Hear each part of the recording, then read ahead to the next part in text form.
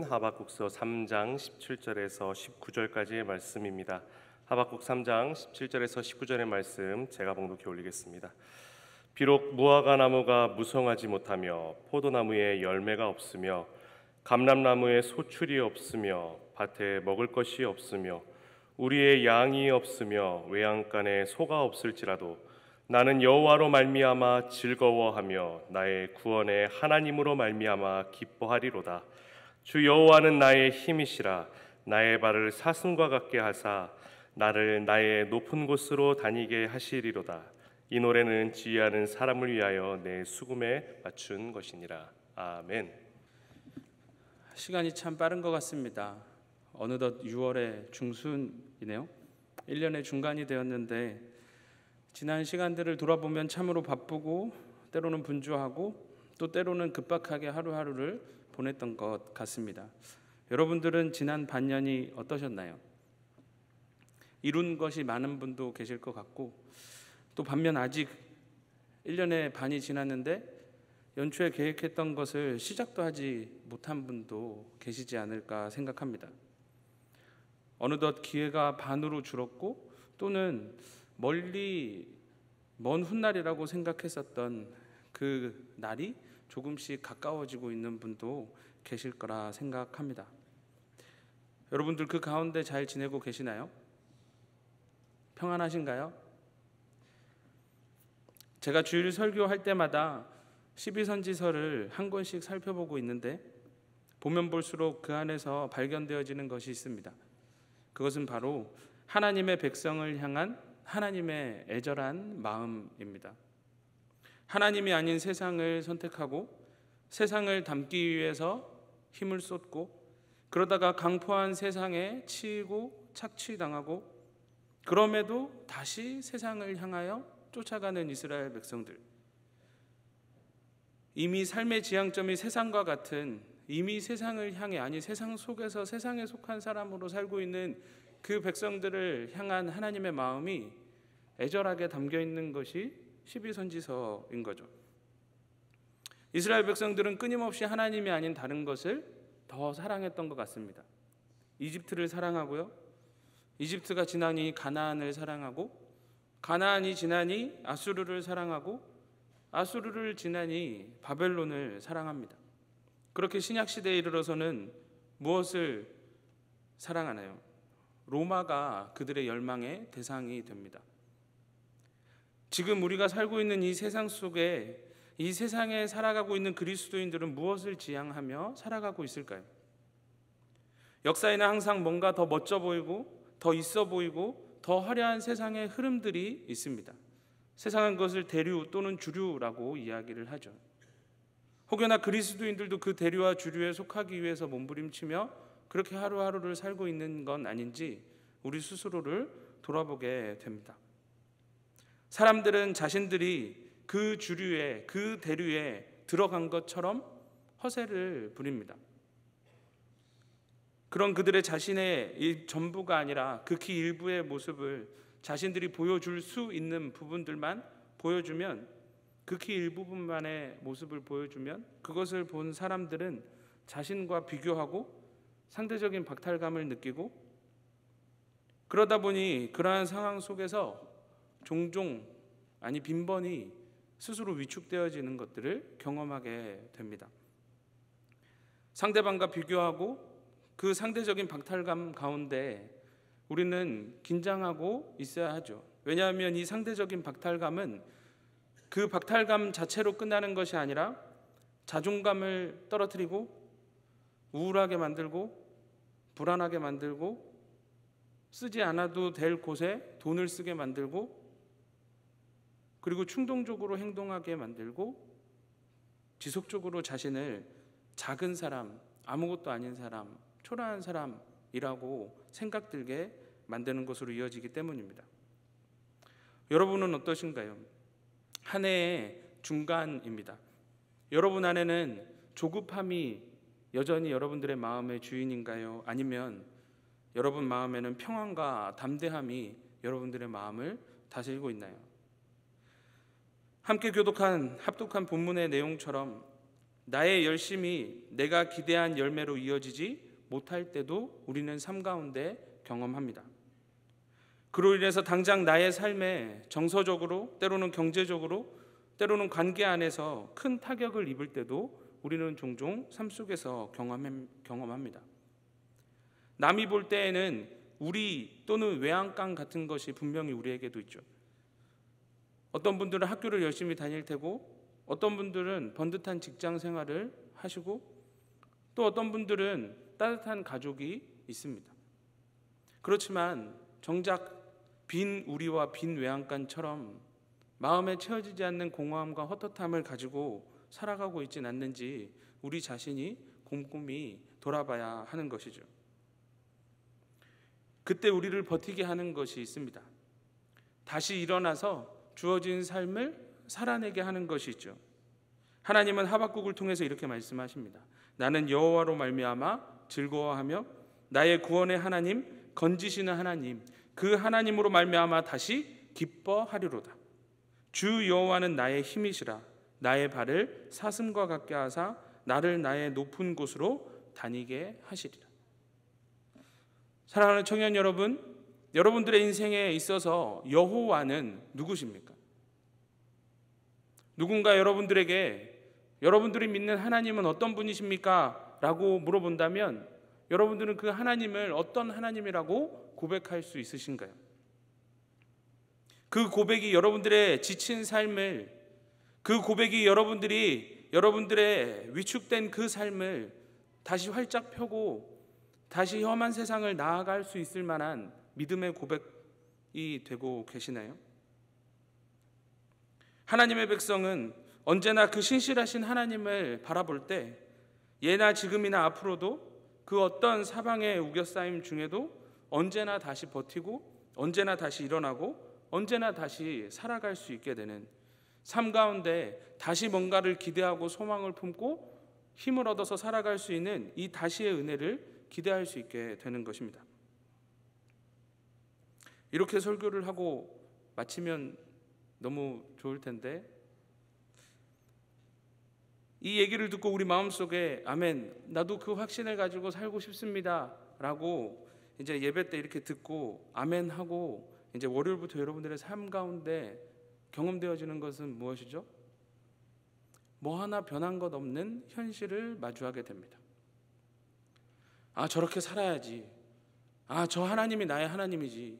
그렇지, 불가능이 없으신 그 하나님이 나의 하나님이지 라는 말씀을 다 들은 다음에 그렇게 말씀을 가득 채우고 세상 가운데 나아가면 여러분 어떻게 되죠? 풍선 빵빵하게 바람 불어놓고 하루 이틀 지나면 그 풍선 어떻게 되죠? 바짝 쪼그라들죠.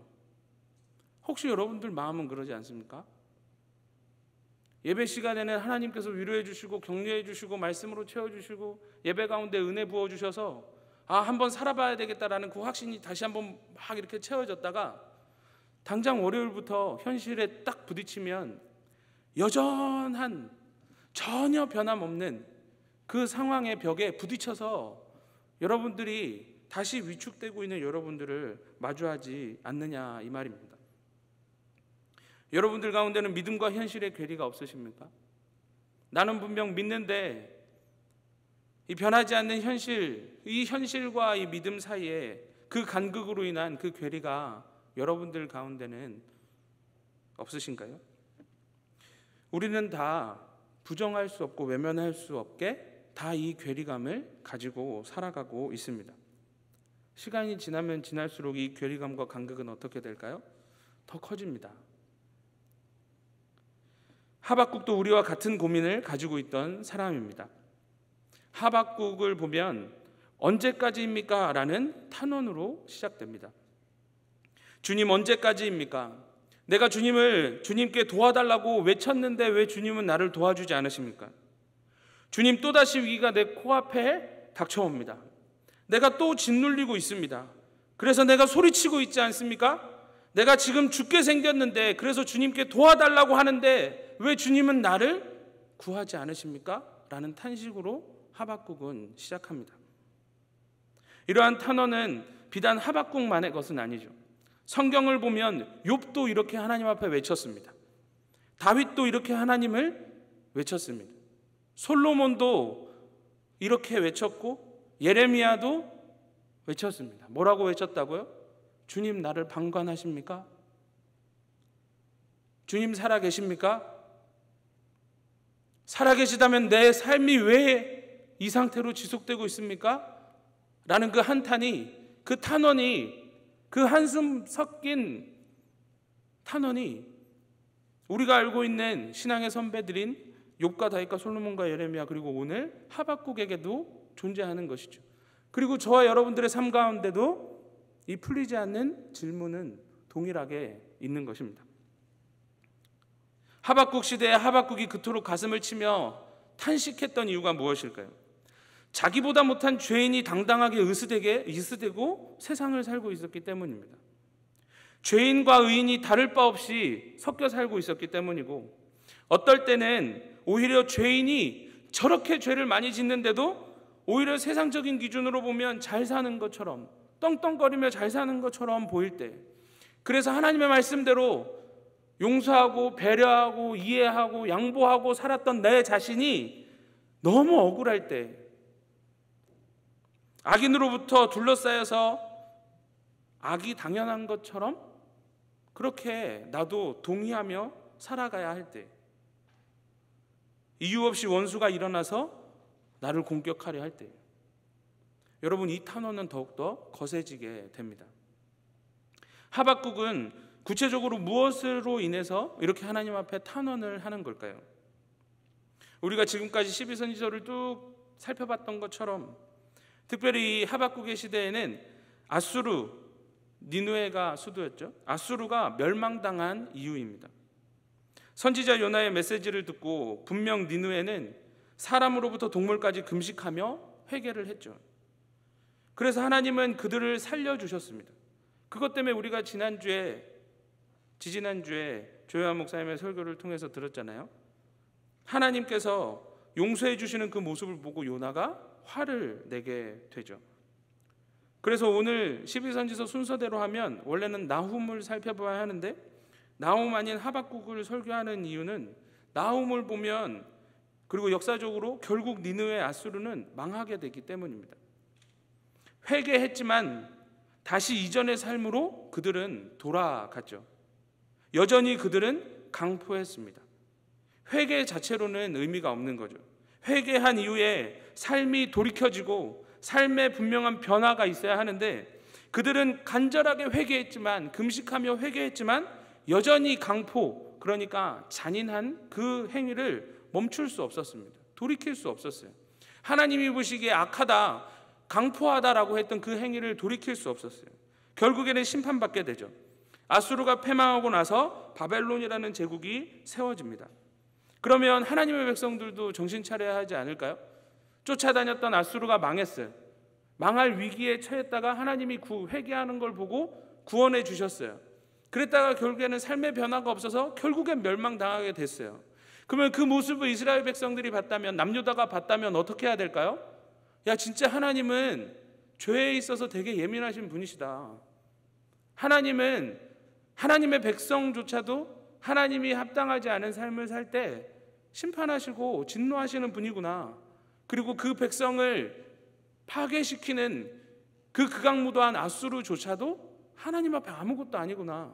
그러면 여러분 일반적으로는 뭘 느껴야 될까요? 하나님에 대한 경외함이 회복돼야 합니다. 하나님에 대한 사랑과 하나님에 대한 두려움이 다시 그들의 인생에 회복되어야 하는 거죠. 그런데 뭐라고요? 아수르가 망하고 나니 뭘 사랑했다고요? 바벨론을 사랑합니다. 아수르가 망하고 바벨론이 다시 신흥강자로 서자 하나님의 백성은 아수르를 향했던 그 마음을 대상만 바꿔서 그대로 바벨론을 향하고 말죠. 여러분 이것은 곰곰이 생각해 보면 눈에 보이는 뭔가를 의지하는 게 아니에요. 이집트, 가나안, 아수르, 바벨론, 로마, 그리고 여러분들 세상 사람들이 지금 추구하는 그 삶의 방향, 여러분 뭘 추구하는 것 같으신가요? 대상은 계속 바뀌어요. 시대마다 계속 바뀌어요. 뭘 추구하는 걸까요? 끊임없이 자기 사랑하는 겁니다. 끊임없이 자기가 원하는 것을 추구하는 인생, 대상은 바뀌지만 결국에는 그 대상을 바꾸는 이유가 뭐예요? 나에게 유익이 될 만한 것을 택하는 거죠. 사람은 그 죄성 때문에 하나님의 기쁨과 하나님의 뜻과 하나님의 영광을 위해서 살기를 지독히도 싫어해서 끊임없이 자신의 영광과 자신의 만족과 자신의 기쁨을 위해서 그것에 이익이 될 만한 무언가를 끊임없이 열망하는 것이 사람인 거죠. 그렇게 또 바벨론을 의지하게 됩니다. 마치 여기에 계신 분들은 그렇지 않으리라 믿으면서 대부분의 그리스도인들은, 많은 그리스도인들은 이와 비슷한 삶을 살아가고 있지 않을까요? 하나님만으로 만족합니다. 하나님이면 됩니다. 하나님이 나의 유일한 기쁨과 즐거움입니다. 고백하고 현실에 탁 부딪히면 그 현실 속에서 어떻게 그 돌파구를 찾아가십니까? 여튼 그렇게 바벨론이 서고 나서 하나님의 백성은 다시 북이스라엘이 아수르에 의해 망하게 된 것을 금세 잊어버리고 똑같이 삶의 모습으로 돌아가게 됩니다. 하박국에는 크게 두 가지 종류의 탄원이 등장합니다. 첫 번째 탄원은 2절에서 4절까지인데요. 어찌하여, 영어로 why라는 말로 시작됩니다. 어찌하여 죄악을 내 눈으로 보게 하십니까? 어찌하여 내 눈으로 하여금 패역을 보게 하십니까? 라고 하나님께 구하는 거죠. 여러분, 하박국이 살고 있는 곳은 남유다죠. 그러면 이 사람의 눈에 보이는 죄악과 패역은 누구의 죄악과 패역입니까? 유대의 죄악과 패역입니다. 바벨론을 따르고 아수르를 따르고, 그래서 그 죄악 극악무도한 나라들을 담기 원하는 그 삶을 살다 보니 유대인들 안에도 그 죄성이 만연하게 됐던 거죠. 하나님의 백성이 하나님의 백성답지 않은 것에 대해서 하나님 앞에 탄원하는 것입니다. 그들 안에 세상에도 있고 세상에서 찾아볼 수도 없는 죄악과 패역과 겁탈과 강포와 변론과 분쟁이 있다라고 하죠. 별것 아니지만 싸우고 다투고 패가 나눠지고 끊임없이 강포, 잔인하고 끊임없이 자기의 유익만을 구하는 것이 하나님의 백성 가운데에서도 발견됐다는 거죠. 말씀대로 말씀 따라 살지 않는 명목상 하나님의 백성에 대한 탄원을 하박국이 하나님 앞에 간절한 마음을 담아서 기도합니다. 하나님, 언제까지 이 백성을 이대로 두실 겁니까? 그렇게 간절히 기도하고 나서 바로 하나님의 응답이 등장합니다. 여러분, 하나님의 응답이 뭘까요? 하나님의 응답의 메시지를 요약하면, 내가 가장 무서운 대적을 일으켜서 지금까지 없었던 최고로 극악무도하고 잔인한 대적을 일으켜서 내가 유다를 심판하겠다입니다. 하박국 입장이 되어볼까요? 여러분, 이 응답은 전혀 예상치 못한 응답이었을 거예요. 지금 뭐라고 말씀하시는 거죠? 어쩌면 하박국은 하나님 이런 상태니까 이렇게 기도하면 하나님이 그에게 메시지를 주시거나, 그래서 돌이켜라, 회개하게 해라, 이렇게 메시지를 주시거나, 아니면 그래도 난 그 백성을 사랑한다 라고 놀라운 용서를 말씀하실 줄 알았는데 뭐라고 응답하셨다고요? 그래, 나도 이 백성을 심판할게 라고 응답해 주셨다는 겁니다. 그리고 나서 그 응답을 들은 다음에 하박국이 또 기도합니다. 뭐라고 기도하냐면, 여기서도 똑같이 why라고 시작돼요. 어찌하여 라고 하면서 뭐라 그러냐면, 하나님, 어찌하여 거짓된 자들을 방관하시고 악인이 자기보다 의로운 사람을 삼키게 두십니까? 어떻게 죄인을 들어서 의인을 심판하는 도구로 사용하십니까? 라고 한탄하며 기도합니다. 여러분, 우리의 일생 속에서 우리도 이것을 경험하게 됩니다. 하나님께서 우리를 변화시키기 위해서 이 교회 안에서 말씀을 통해서, 예배를 통해서, 순모임을 통해서도 변화시키시겠지만, 여러분, 세상 살면서 하나님은 여러분들을 연단하기 위한 도구로 뭘 선택하실까요? 하나님을 알지 못하는 세상 사람들을 들어서 연단하십니다. 세상을 살다 보면 여러분들이 대하는 선생님, 교수님, 상급자, 사수, 지도자, 마주하게 되는 수많은 어른들을 보십시오.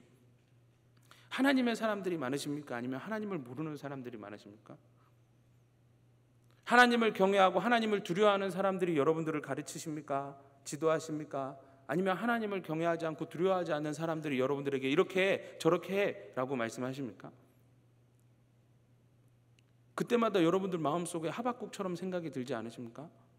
하나님, 내가 왜 하나님을 모르는 사람들의 말에 주눅 들고 하나님을 두려워하지 않는 사람들의 말에 평가를 받고, 왜 저 사람들이 나를 이렇게 상하게 하는데, 왜 저 사람들이 나를 이렇게 겁박하고 강포하게 구는데 하나님은 저 악인들은 내버려 두시고 왜 매주마다 예배드리고 순모임 잘하고 하나님의 뜻대로 살고자 하는 나를 이렇게 힘들게 하냐고 그렇게 기도해 본 적 없으신가요?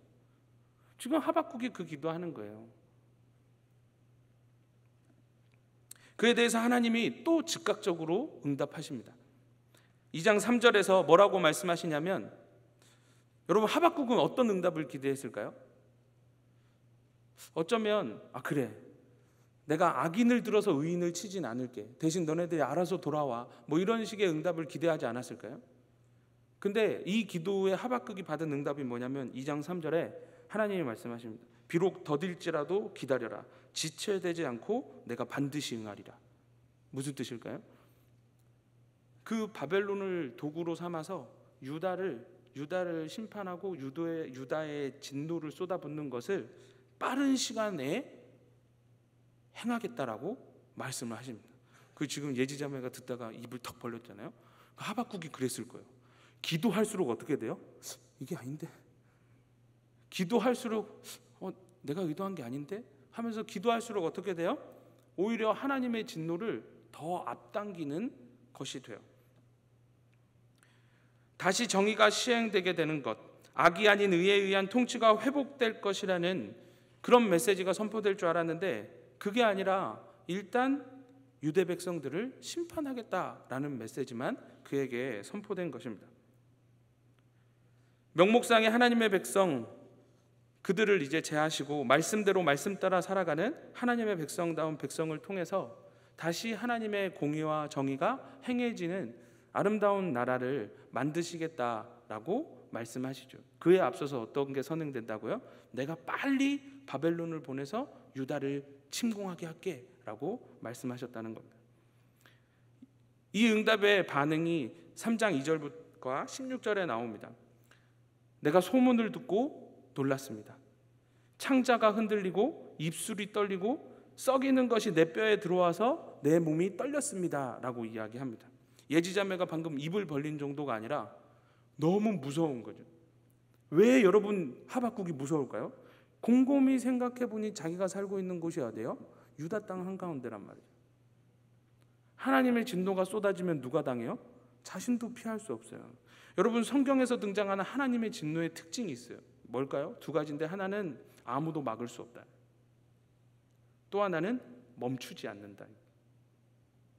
하나님의 진노가 쏟아지기 시작하면 누구만 안 받고가 아니라 그냥 그 땅이 진멸할 때까지 하나님의 진노가 쏟아지게 되는데, 그 진노가, 그 심판의 대상이 유다이면 자신도 유다 백성에게 속하기 때문에 그 진노로부터 벗어날 수 없게 된다는 것을 알고 있기 때문이죠.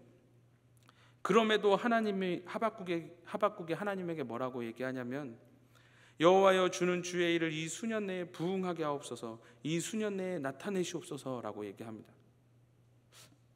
보통 이 말씀은 수련회 때 쓰죠. 수년 내에 부응케 하옵소서. 보통 교회들이 한 해를 시작하면서 이거를 표로 쓰기도 합니다. 근데 이 뜻이 뭐예요? 좋은 말이 아니거든요. 하나님이 작정하신 그 심판을 하나님이 미루지 않고 지금 내린다고 하셨으니 빨리 내려주십시오라고 기도하는 겁니다. 수년 내에 하나님께서 계획하신 그 진노를 지금 빨리 내려달라고 기도하는 거죠. 여기서 발견되는 것이 있습니다. 하박국은 그 진노로에 자신도 포함된다는 걸 알면서도 뭐 하고 있다고요? 하나님의 뜻이 이루어지기를 기도하고 있는 거죠. 어차피 가망이 없으니 포기한 걸까요? 아수르 망하고도 정신 못 차리고 바벨론 따르는 유다 백성들 차라리 망하는 게 맞다라고 인정하고 겸허히 심판과 진노를 받아들이는 걸까요? 하박국에는 이 임박한 심판과 진노 중에 유다도 결국에는 바벨론도 모두 심판과 진노로 죽음을 피할 수 없게 된 그 상황 중에 살 길이 제시되기도 합니다. 그들은 1장 11절에서 자기들의 힘을 자기들의 신으로 삼는 자와 달리 3장 19절의 말씀처럼 주 여호와를 자신의 힘이라고 고백하는 자, 그 사람들만큼은 진노를 당하지 않고 오히려 그들의 삶에는 은혜가 베풀어질 것이다 라고 말씀하십니다. 여러분, 진노의 두 가지 특징이 뭐라고요? 아무도 멈출 수 없고, 그리고 시작되면 막지 못한다. 그 진노와 똑같은 성격을 가지고 있는 게 있습니다. 뭘까요? 하나님의 백성을 향한 은혜입니다. 그래서 그 말을 하는 거예요. 진노 중에도 긍휼을 잊지 않으신다라는 표현을 하는 겁니다. 하박국에. 하나님은 단호하게 하나님의 백성이었던 유다를 심판하시겠다라고 선언하십니다. 가급적 최대한 빨리 가장 무서운 백성들을 보내서 한 번에 진멸하겠다고 이야기를 합니다. 그런데 그 대화 속에 그 면면이 어떤 얘기가 진행되냐면, 그런데 자기의 힘을 의지하지 않고 바벨론을 사랑하지 않고 하나님을 사랑하고 하나님만을 자신의 힘으로 의지하며 살아가는 그 백성에게는 진노가 아니라 은혜가 쏟아질 거다라고 약속하시는 거예요. 그래서 하박국이 뭐라고 기도해요? 빨리 그 심판을 주십시오라고 기도한 겁니다. 왜요? 그 심판이 내릴 때, 그 진노가 내릴 때 누가 하나님의 백성인지가 극명하게 드러날 수 있기 때문이죠. 사랑하는 청년 여러분, 우리는 과연 그렇게 하박국처럼 기도할 수 있을까요? 세상 한가운데 살 때 하나님, 나는 진실로 의인이지 않습니까? 하나님, 악인들을 심판하시지 않으시고 왜 참고 계십니까? 어쩌면 그 악인들 가운데 그들과 섞여 살고 있는 내가 그들과 다를 바 없이 살아가고 있어서 악인을 죽이려다 사랑하는 자녀들까지 그 피할 수 없는, 막을 수 없는 진노 한가운데 있게 될까 봐서가 아닐까 생각해 봅니다. 하나님께서 하박국에게 말씀하시죠. 우리가 잘 알고 있는 것처럼 오직 의인은 믿음으로 말미암아 살리라라는 메시지입니다. 여러분, 믿음으로 산다는 것이 무엇일까요? 비록 때로는, 아니 빈번히 나의 열심이 내가 기대한 열매로 이어지지 못할 때도 있고, 그로 인해 당장 나의 삶에 말씀드렸던 것처럼 정서적으로, 경제적으로, 관계적으로 상함을 입을 때도 있습니다. 남이 볼 때에는 번듯한 직장을 가지고 있고 가족이 있고 학교가 있어 보이지만 내 안에 헛헛함, 공허함이 느껴질 때도 있죠. 그래서 나 자신도 나를 생각할 때 그 비교의식 속에서 패배감을 느끼고 안타까움을 느끼고, 하나님을 모르는 사람들이 득세하며 살아가는 세상을 보면서 우리의 마음과 영혼이 상하고 있을 때, 그때 우리를 버티게 하는 것이 있다라고 하박국서는 이야기하고 있는 겁니다. 그게 뭐라고요? 믿음인 겁니다. 믿음. 여러분, 믿음은 어떤 신념이 아닙니다. 여기서 말하는 믿음은 하나님을 향한 믿음입니다. 제가 설교 전에 여러분들한테 뭐라고 얘기했죠? 누군가 여러분들에게 와서 여러분들이 믿는 그 하나님이 어떤 분인지를 물어본다면 어떻게 대답하시겠냐고. 그래서 그렇게 바짝 위축되어질 때 그 위축된 여러분들을 다시 믿음의 자녀로서 그렇게 자존감을 다시 뻥 하고 회복시켜 줄 만한 그 하나님에 대한 고백이 무엇인지 여러분들에게 여쭤보았습니다. 여러분, 그게 믿음입니다. 내가 하나님을 어떻게 이해하고 있는지, 내가 하나님을 어떻게 알고 있는지. 여러분, 어떠한 상황 속에서 내가 믿는 하나님은 창조하시는 하나님이다라는 믿음이 있는 사람들은 불가능을 가능케 하시는, 무에서 유를 창조하시는 그 하나님을 믿는 사람들은 어떠한 상황 속에서도 좌절하지 않습니다. 아브라함과 이삭과 야곱의 하나님, 그 하나님이 나의 하나님이다 라고 믿음으로 고백하는 사람들은 세상에서 속임받고 하대받아도 하나님이 갚아주실 것이다 라는 확신 가운데 굴하지 않고 떳떳하게 살아갑니다. 하나님은 전지전능하신 하나님이다 라고 믿는 사람들은 억울한 일 당하고 답답한 일 당해도 하나님이 다 하시고 결국에는 갚아주실 것이다 라는 기대와 확신 속에 버텨낼 수 있는 사람입니다. 하나님은 은혜와 자비와 긍휼과 사랑이 한이 없으신 분이시다. 그 은혜가 진노처럼 나를 향한 이 은혜는 아무도 막을 수 없고 멈출 수 없다라고 믿는 사람들은 그 어떤 좌절의 순간에도 어두운 부분을 보지 않고 빛을 보고 나아갈 수 있게 되는 것이죠. 하나님은 상한 걸대를 꺾지 않으시고 꺼져가는 등불을 끄지 않으시는 분이시다 라는 걸 믿는 사람들은 죄 가운데 넘어지고 세상 가운데 뒹굴다가도 이런 나라도 하나님은 받아주시겠지라고 다시 돌아와서 하나님 앞에 기도하며 하나님, 내 부러진 이 부분을 하나님 치유해 달라고, 회복해 달라고, 다시 하나님의 자녀답게 살아갈 수 있게 해달라고 회복을 구하며 나아갈 수 있게 되는 것입니다. 하나님에 대한 이 믿음이 나를 어떤 상황 속에서도 건지시고 도우시고 살리실 수 있는 분이라는 그 믿음이 있는 사람은 어떤 말도 안 되는 상황 속에서도 그 믿음 때문에 뭐 할 수 있는 거죠? 버틸 수 있는 거죠. 여러분, 의인은 믿음으로 말미암아 산다, 이 말을 조금 와닿게 하면 하나님을 의지하며 살아가는 자는 믿음으로 버티며 하루하루 살아간다는 것입니다. 살만해서 세상에서 살아가는 것이 아니라 힘들고 어려운데 그 가운데 버티게 하시는 하나님이 계시기 때문에 버티며 살아간다는 것이죠. 하박국은 확신이 있었습니다. 하박국 3장 13절의 말씀처럼 하나님은 주의 백성을 구원하시는 분이라는 것, 그리고 하나님은 기름 부음 받은 자를 반드시 지켜내시는 분이라는 그 확신이 있었던 거죠. 그래서 바벨론 할아버지가 와도, 죄인들이 다 죽어도 나를 선택하신 하나님, 그 놀라운 은혜의 주인공이 나다라는 그 확신으로 말미암아 살아갈 수 있게 된다는 것입니다. 믿음은 그 하나님을 믿고 그 믿음으로 자신도 다시 버티고 나아가고 다시 살게 되는 은혜를 받을 자라는 사실을, 그리고 그 은혜를 주시는 하나님이라는 것을 믿고 살아가는 것, 그것이 바로 믿음으로 살아가는 삶, 믿음으로 하루하루를 버티며 살아가는 사람의 삶의 특징인 것입니다. 그래서 이 믿음은 더 어두워져 가는 듯하고 영광이 떠나고 은혜가 없는 듯하고 아무것도 아닌 것처럼 느껴지고, 그래서 두려워 떨리고 낭망될 때 다시 한번 의인으로 하여금 일어나게 하는 놀라운 힘이 되어지는 것이죠. 그리고 결국에는 이 어려운 시간 너머를 볼 수 있게 해주는 겁니다. 어려운 시간 너머를 볼 수 있게 하는 것, 그것이 믿음인 거죠. 믿음 첫 번째는 뭐라고요? 어려운 시련이 왔을 때 그 시련 때문에 좌절하고 낭망하는 것이 아니라 하나님에 대한 올바른 이해를 가지고 있어서 이 시험은 나를 넘어뜨릴 시험이 아니다, 나를 연단시키시는 하나님의 사랑의 손길이다 라고 느끼고 버텨내는 거죠. 그 버티는 시간 꿋꿋하게 이 믿음의 도전 너머에 하나님이 보여주실 것을 볼 수 있는 것, 그래서 오늘을 버티고 이 고난 뒤의 영광을 바라보며 그렇게 하루하루를 버티며 살아갈 수 있게 하는 것입니다.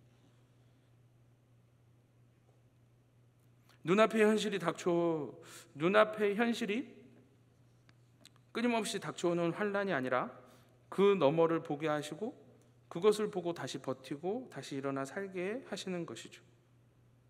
주님은 그 은혜를 우리 모두에게 끊임없이 공급하길 원하십니다. 이 세상을 향한 진노가, 그래서 이 세상이 멸망당하지 않고 있는 이유는 어쩌면 여전히 구원할 백성이 이 땅에 남아 있어서이기도 하지만, 우리 개인들에게 적용하면 우리 스스로도 마라나타 주 예수여 지금 오시옵소서라고 할 때 누가 과연 주님 앞에 이 자리에 남아 있을 수 있을까요?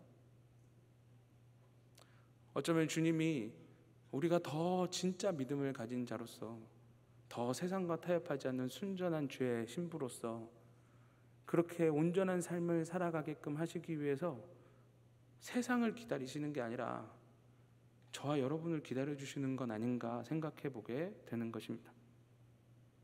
여러분, 이 믿음이 실제적으로 의인에게 적용되면 어떻게 발현될까요? 눈앞의 현실 때문에 한숨, 한탄, 탄식, 그래서 탄원하던 그 기도가 멈춥니다. 그 사람의 기도가 바뀝니다. 기대와 소망의 찬양으로 바뀌게 되는 것이죠. 오늘 하박국이 그렇게 보여주는 겁니다. 1장에서 한탄, 2장에서 한탄, 그런데 3장에서 뭐라고 하죠?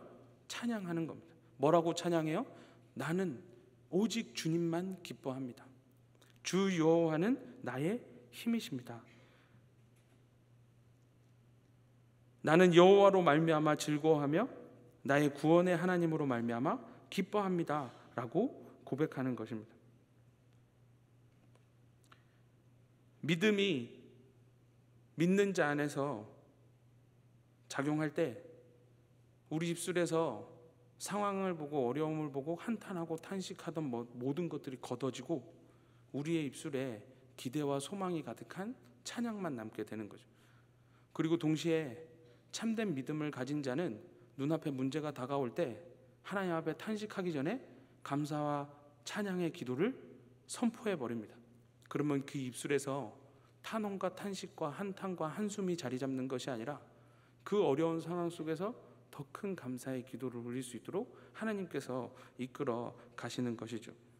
여러분, 이 모습은 하박국에서만 발견되는 게 아닙니다. 시편에 다윗의 시편을 보십시오. 다윗이 한탄시를 제일 많이 지었거든요. 그 한탄시의 특징이 뭐죠? 탄원으로 시작해서 하나님에 대한 성경적인 고백을 하고 그리고 찬양으로 바뀝니다.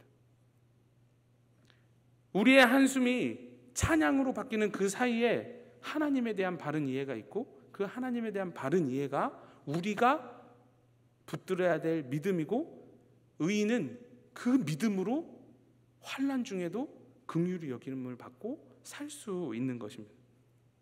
이 믿음이 없으면 어떻게 되는 거죠? 한숨으로 인생이 마무리하게 되는 것이죠. 이것이 바로 믿음의 우리의 삶 가운데 적용될 때의 모습입니다. 오늘 1부부터 4부까지 은진자매가 무리를 걷는 자 특송을 했어요.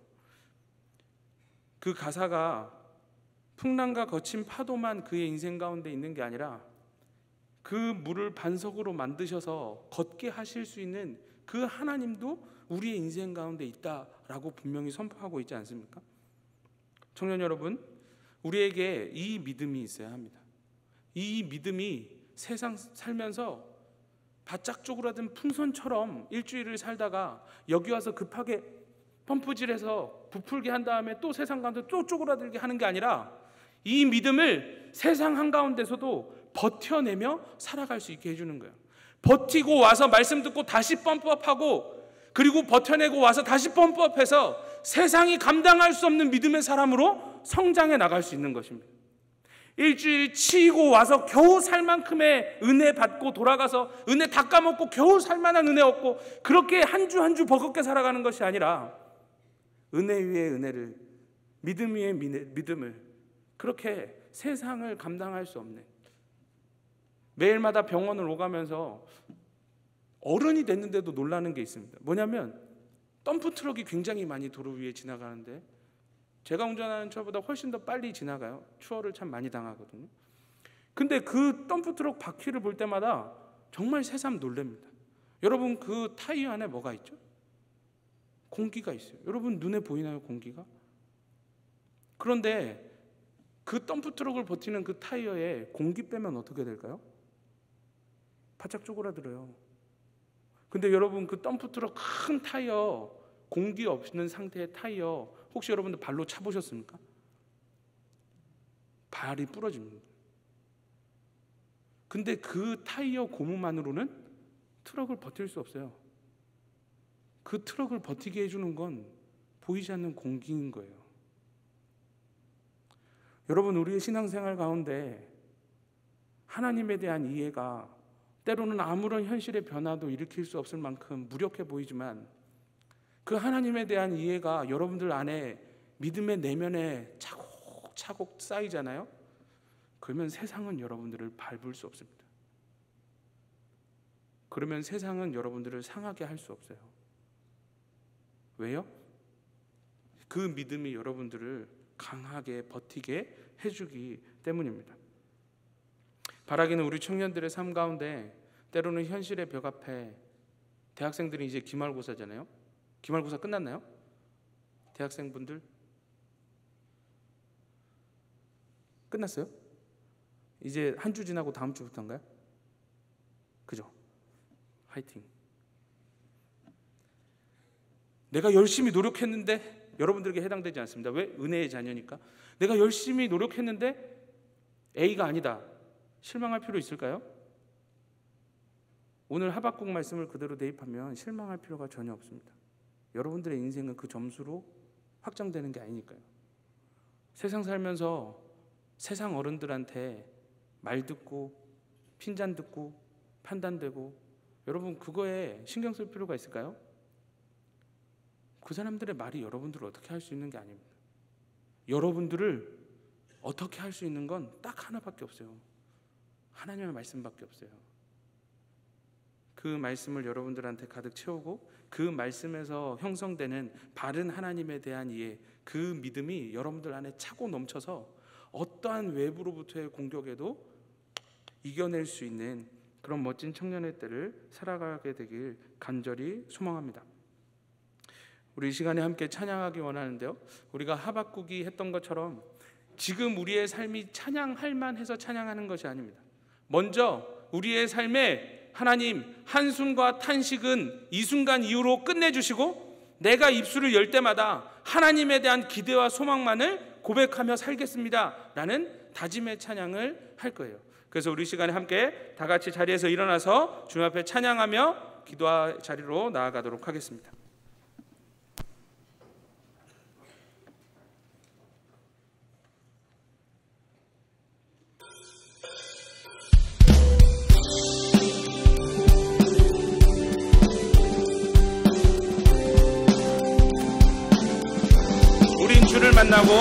우린 주를 만나고 새로운 삶을 시작했네. 모든 것을 알 수 있을 거라고 자신감으로 가득 설레는 마음만으로 넘어지고 일어나 기도해. 오랜 시간 서서히 차오르는 믿음은 그 걸음을 재촉하지 않고 이전과 다른 삶의 무게로 한 발 한 발 힘을 주며 걸어가게 하는 신비가 있네.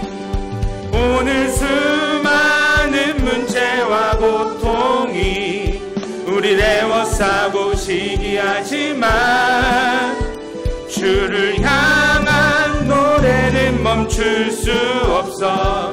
할렐루야 소리쳐요. 우린 주를 만나고 새로운 삶을 시작했네. 모든 것을 알 수 있을 거라고 자신감으로 가득 설레는 마음만으로 넘어지고 일어나 기도해. 오랜 시간 서서히 차오르는 믿음은 그 걸음을 재촉하지 않고 이전과 다른 삶의 무게로 한 발 한 발 힘을 주며 걸어가게 하는 신비가 있네. 오늘 수많은 문제와 고통이 우리를 애워싸고 시기하지만 주를 향한 노래는 멈출 수 없어. 할렐루야. 그가 오시는 날까지 그가 부르시는 때까지 끝나지 않는 무거운 질문을 지고 그날의 모든 것들에 의심이 사라질 때면 우리의 모든 시간이 그가 오시는 날까지 그가 부르시는 때까지 끝나지 않는 무거운 질문을 지고 그날의 모든 것들에 의심이 사라질 때면 변하지 않는 사랑의 품에 오늘 수많은 문제와 고통이 우리를 애워싸고 시기하지만 주를 향한 노래는 멈출 수 없어. 할렐루야 소리. 오늘 수많은 문제와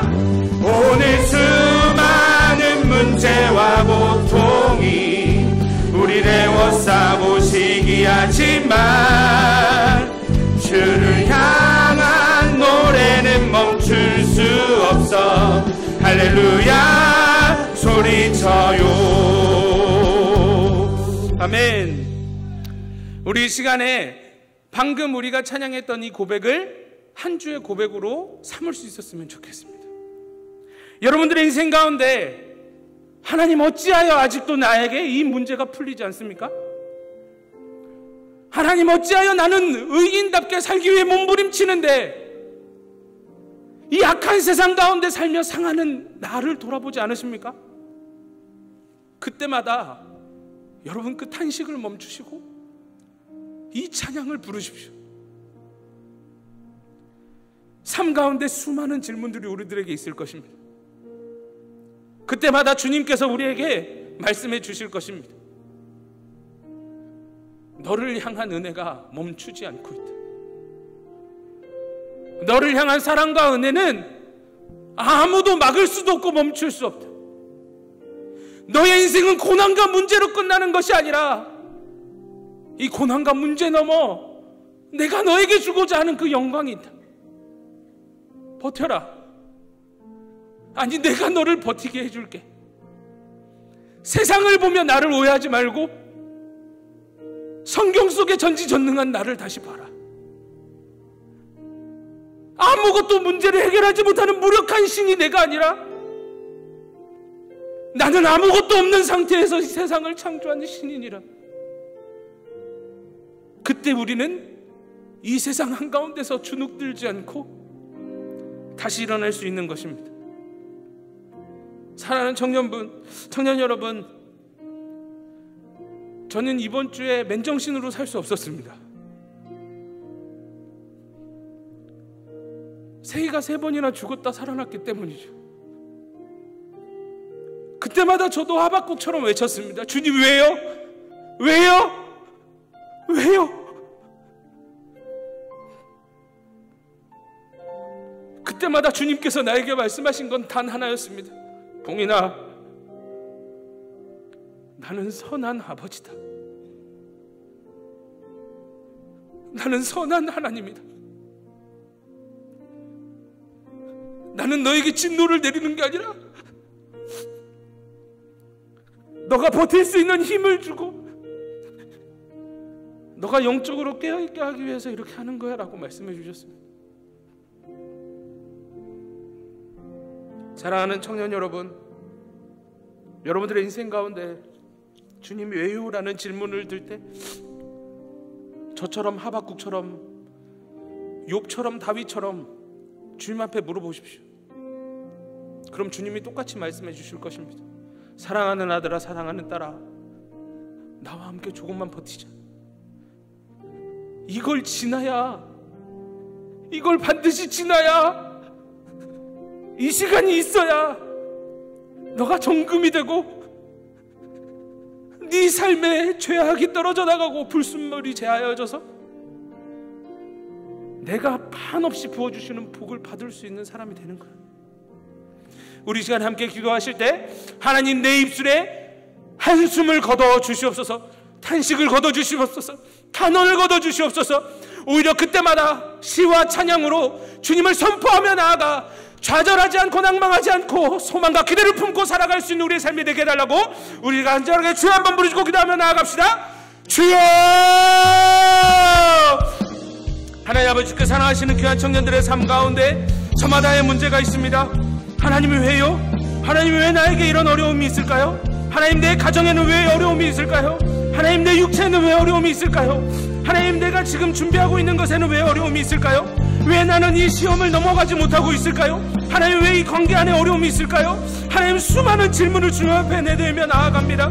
하나님 아버지이시여 주님이 계시다면 해결해 주셔야 되는데 왜 내 삶 가운데 이러한 어쩔 수 없는 안타까움이 있나요? 그때마다 주님 우리에게 말씀하여 주시옵소서. 하나님께서 나와 함께 이 시간을 버티고 계심을 기억하게 하여 주시옵소서. 하나님 아버지, 이 시간 하나님 아버지 우리에게 진노가 향하는 것이 아니라 하나님 아버지 우리의 인생 가운데 이 문제를 넘어 이 문제를 통하여 연단하게 하시고 이 연단을 넘어 우리가 주의 백성답게 하시고 하나님 우리를 하여금 하나님이 마음껏 주시고자 하시는 그 은혜의 주인공이 되게 하고자 하나님의 불순물을 제하는 시간임을, 우리의 추악한 죄악 때문에 사라지는 시간임을, 하나님 앞에 더욱더 정결해지는 시간임을 우리가 더욱더 기도로 준비하며 나아가기 원합니다. 하나님 아버지, 답답하고 어려울 때마다 하나님 왜 나에게 이러십니까? 라고 기도하는 것보다 하나님, 내가 지금 집중하여 기도해야 될 것이 무엇입니까? 하나님, 내 삶 가운데 내가 직면해야 될 연단이 무엇입니까? 하나님, 내가 간절하게 주 앞에 기도하며 나아갈 것이 무엇입니까? 무엇을 해야 내가 이 진노의 자를, 아버지, 내가 무엇을 해야 아버지 이 시간을 빨리 통과할 수 있겠나이까? 하나님 아버지, 그렇게 기도하며 나아가는 주의 자녀에게 사랑하는 아들아 딸아, 내가 너를 홀로 그곳에 둔 것이 아니니라. 그곳에 내가 너를 버틸 수 있는 믿음을 주노라. 아버지, 믿음을 다하여 주시고 붙들어 주셔서 아버지 이 시간을 넉넉히 감당할 수 있까요 주시옵소서. 우리 이 시간에 연이어서 하나를 더 놓고 기도했으면 좋겠습니다. 사랑하는 청년 여러분, 하박국의 이름의 뜻은 안아주심입니다. 안아주심. 세상 한가운데 홀로 여러분을 두지 않으시고 안아주시는 하나님이십니다. 근데 이 안아주다라는 하박국의 이름에는 또 하나의 뜻이 있습니다. 씨름입니다. 씨름. 하나님을 간절하게 붙들어야 우리는 버틸 수 있는 것입니다. 야곱이 하나님이 나한테 답해주지 않으면, 하나님이 나에게 축복해주지 않으면 나는 하루도 살 수 없어요. 나는 하루도 살 수 없어요. 그렇게 간절하게 하나님에게 하나님을 붙드는 것, 그것이 하박국입니다. 그때 하나님이 어떻게 하실까요? 하나님이 우리를 안아주십니다. 하나님이 안아주시고 우리가 그 시간을 버텨낼 수 있게 믿음을 주시는 것입니다. 하나님에 대한 바른 이해를 주시는 것이죠. 그래서 우리 시간에 간절하게 기도했으면 좋겠습니다. 하나님을 바로 알게 하여 주시옵소서. 세상 살며 주눅들지 않고 낭망하지 않고 좌절하지 않도록 하나님에 대한 바른 이해를 주십시오. 내가 하나님을 온전히 붙들 때 나를 품에 안으시고 이 세상 한가운데 모진 풍파를 다 견디고 버텨낼 수 있게 하시는 그 하나님의 품 안에 이번 한 주도 거할 수 있게 해달라고, 우리 이 시간에 우리를 안으시는 그 하나님의 따뜻한 손길 안에 품게 해달라고 우리 시간에 간절하게 주여 세 번 부르짖고 기도하며 나아갑시다. 주여, 주여, 주여. 하나님 아버지께서 하나씩 우리 귀한 청년들의 삶 가운데, 아버지 현실의 답답함 가운데 하나님이 낭망하는 청년들이 있습니까? 하나님 아버지의 큰 시험을 앞두고 있고, 하나님 아버지면서 중요한 선택의 기로에 서 있고, 하나님 아버지면서 그 모든 시간들 가운데 하나님 아버지면서 성공의 경험보다 아버지 실패의 경험이 더 쌓이고 있는 청년들은 없습니까? 하나님 아버지면서 내 삶에 아무것도 기대할 수 없다라고 좌절하며 낭망하는 청년들이 있지는 않습니까? 하나님 아버지, 주님을 붙들게 하여 주시옵소서. 하나님만을 온전히 붙들게 하여 주시옵소서. 하나님 나에게 대답해 주지 않으시면, 하나님 나에게 복 주시지 않으면 하나님 나는 한 걸음도 뛸 수 없어요. 하나님이 나를 붙들어 주시지 않으면, 하나님이 나에게 은혜 베풀어 주시지 않으면 하나님 나는 하루도 살 수 없어요. 하나님, 그렇게 간절하게 주님을 붙들며 나아갈 때 우리 자녀들을 안아주시는 하나님의 손길을 경험하게 하여 주시옵소서. 하나님의 품 안에 안기는 하루가 될 수 있도록 도와주시옵소서. 아버지, 그래야 우리가 잠들겠나이다. 아버지, 그래야 우리가 다음날을 살아갈 용기를 얻겠나이다. 하나님 아버지, 매저 버티게 하소서. 하나님 안아주시옵소서. 하나님 우리를 붙들어 주시옵소서.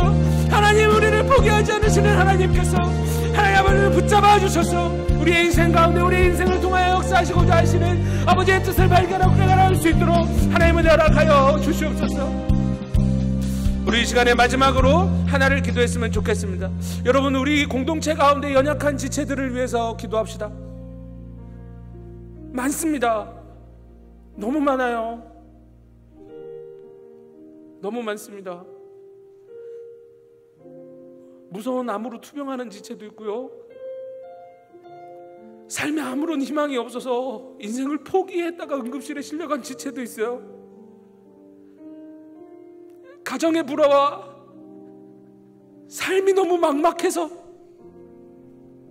교회에서 그걸 말하면 부끄러워서 교회 안에서도 위로받지 못해서 너무 많아요. 이 시간에 기도할 때 하나님, 어둠 가운데 있는 지체들을 안아주십시오라고 기도했으면 좋겠습니다. 주님, 그들을 찾아가 위로하여 주십시오. 주님, 그들을 품에 안아주십시오. 그리고 주님이 얼마나 멋진 분인지 깨닫게 하여 주셔서 다시 이 험한 세상을 살아갈 수 있는 힘과 용기를 주십시오. 하나님이 고칠 수 있다라고 믿게 하여 주시옵소서. 하나님이 살려주실 거라고 믿게 하여 주시옵소서. 하나님이 그 인생 가운데 크고 놀라운 뜻을 가지고 있다는 걸 믿을 수 있게 하여 주시옵소서. 오직 의인은 믿음으로 말미암아 산다. 세상을 버티고 살아낼 수 있는 믿음을 우리 사랑하는 지체들에게 허락해달라고 우리 시간에 간절하게 마지막으로 함께 기도했으면 좋겠습니다. 기도하시겠습니다. 하나님 위로하여 주시고, 하나님 아버지 그들의 인생 가운데 찾아가 주시고, 하나님 아버지 그들의 삶 가운데 하나님 아버지 말씀하여 주시옵소서. 하나님이 얼마나 멋진 분인지 깨닫게 하여 주시옵소서. 나는 할 수 있어. 나는 고칠 수 있어. 나는 너의 삶에 답이 있어. 나는 너의 삶을 이끌 수 있어. 나는 너의 삶의 돌파구가 되어줄 수 있어. 나는 너의 삶의 피난처가 될 수 있어. 나는 너의 삶의 산성이 될 수 있어. 나는 너의 삶의 반석이 되어줄 수 있어. 하나님 그들을 찾아가 위로하여 주시옵소서. 아무것도 답답하고 보이지 않는 여러분들이 있습니다. 하나님 찾아가고 낭망하는 지체들이 있습니다. 하나님 아버지 그들에게 찾아가 주시옵소서.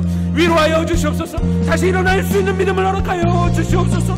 그 어떠한 상황 속에서도 그 믿음으로 버텨낼 수 있도록 도와주시옵소서.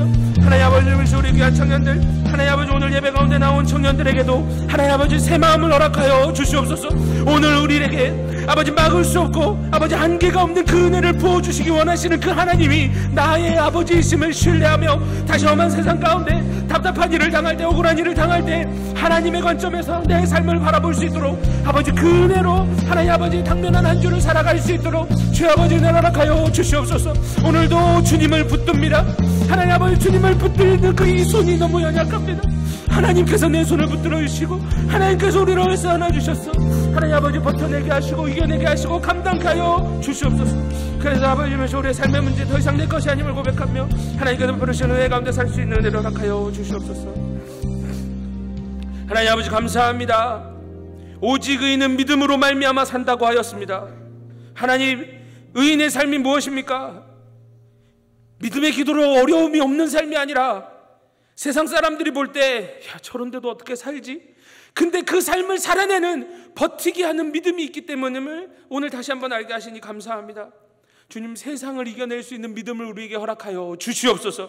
세상에서 주눅들지 않는 참된 믿음을 허락하여 주시옵소서. 하나님에 대한 바른 이해 그리고 하나님의 자녀로서의 바른 정체성, 하나님 아버지 이 두 가지로 말미암아 세상이 아무리 프레스해도 아무리 억누르고 아무리 짓밟으려고 해도 밟히지 않는 오히려 더 견고해지는 더 큰 믿음의 사람으로 성장할 수 있도록 하나님 은혜를 허락하여 주시옵소서.